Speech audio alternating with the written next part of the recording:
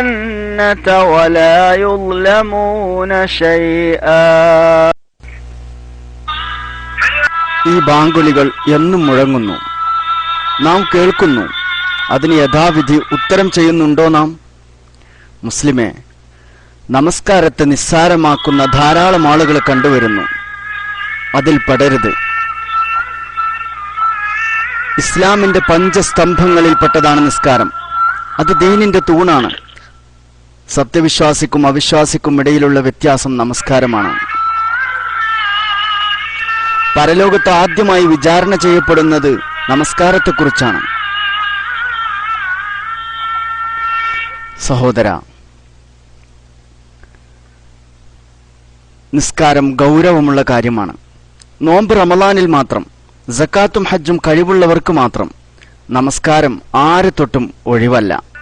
നിൽക്കാൻ കഴിയാത്തവർ ഇരുന്നും, ഇരിക്കാൻ കഴിയാത്തവർ ചെരിഞ്ഞുകിടന്നും, അതിനും കഴിയാത്തവർ മലർന്നു കിടന്നും, അതിനും കഴിയാത്തവർ കൺപോളകളെ കൊണ്ട് ഇഷാറത്താക്കിയും, അതിനും കഴിയാത്തവർ ഹൃദയത്തിൽ നമസ്കാരത്തിന്റെ രൂപം കൊണ്ടുവരണമെന്ന് പറയുമ്പോൾ സുബ്ഹാനല്ലാഹ്, ആരോഗ്യവും സമയവും എല്ലാമുള്ള നമ്മുടെ അവസ്ഥ പരിതാപകരം തന്നെ. വർഷത്തിലൊരിക്കൽ നിസ്കരിക്കുന്നവർ, മാസത്തിലൊരിക്കൽ നിസ്കരിക്കുന്നവർ, ജുമുഅ മാത്രം നമസ്കരിക്കുന്നവർ, നഊദു ബില്ലാഹ്.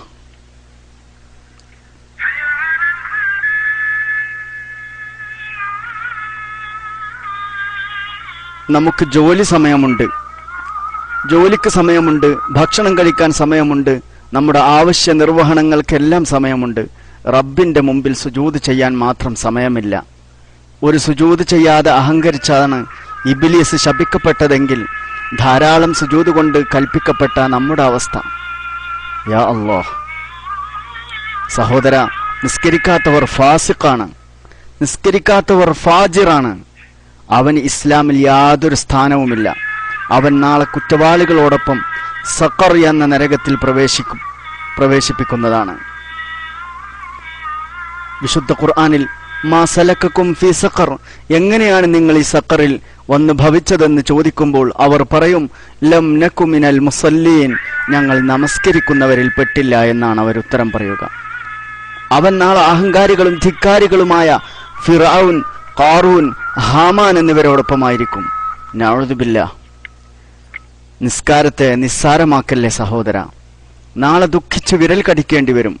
നിസ്കാരത്തിലേക്ക് വരൂ, വിജയത്തിലേക്ക് വരൂ.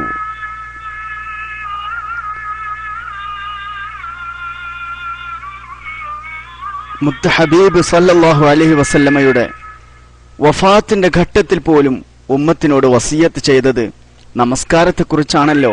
അസ്സലാ അസ്സലാ വമാ മലക്കത്ത് ഐമാനുക്കും, അസ്സലാത്ത് അസ്സലാ വമാ മലക്കത്ത് ഐമാനുക്കും. നമസ്കാരത്തിന്റെ കാര്യം ശ്രദ്ധിക്കണേ സമുദായമേ എന്ന്. അതിനാൽ നിസ്കാരത്തിന്റെ കാര്യത്തിൽ ജാഗ്രത.